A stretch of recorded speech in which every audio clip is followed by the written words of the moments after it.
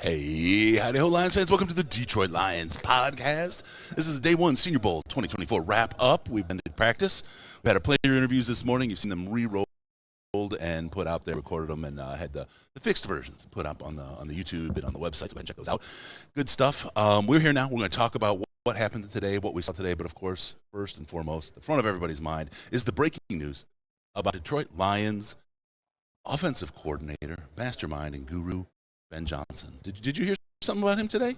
I heard that he is still, in fact, the offensive coordinator of the Detroit Lions, much to the consternation of people everywhere, but especially in Washington, because, as it turns out, the Washington Commanders were en route on the plane to Detroit to interview Ben Johnson. You and I both have a pretty good understanding that he had already been given an offer, and part of them trying to close the deal. And instead, he said, "You can turn that plane around. I'm staying." Turn this around upside down because I'm going home.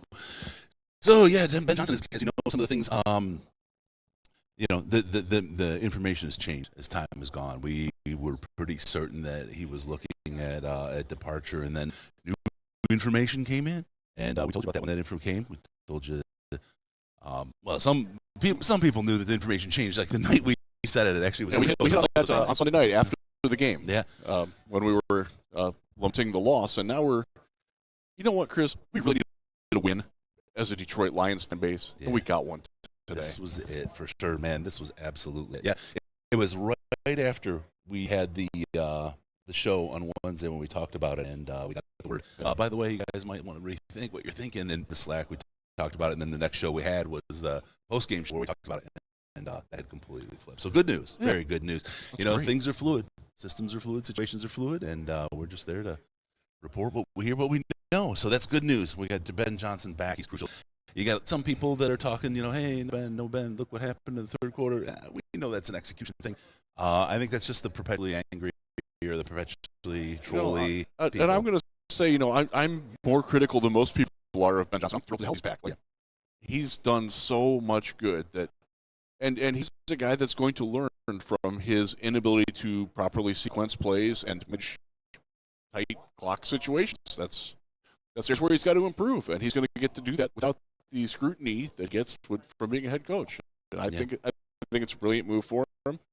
One of the things that you and I talked about today with several different people was how much money didn't matter to him. We don't know exactly what the offer was from Washington, but we had a couple of different people who are reliable sources who cover other teams who indicated that he could have gotten over $10 million, and he didn't want it. Yep. It wasn't about money. It wasn't about control.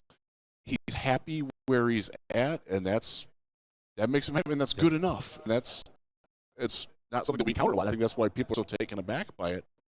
The fact that this is the second year in a row where he could have walked away to a head coaching position.